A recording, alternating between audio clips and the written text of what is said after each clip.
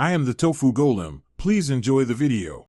You begin by collecting the essentials: refrigerant type and total charge, liquid line length and diameter, plus oil type. These dictate moisture tolerance and acid risk. Once done, calculate line volume from length times cross-sectional area. Make sure to convert units consistently.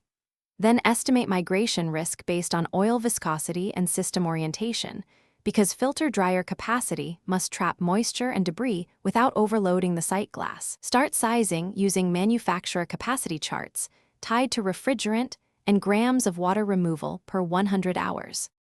Next, convert your line volume and worst-case moisture contamination to grams of water. Assume a safety margin, typically 2 times to 3 times the calculated load. Then compare that required removal to the dryer's rated capacity for your refrigerant. Cartridge cores are rated in grams or ounces, so match or exceed the safety-adjusted number. Also check rated flow at operating pressure.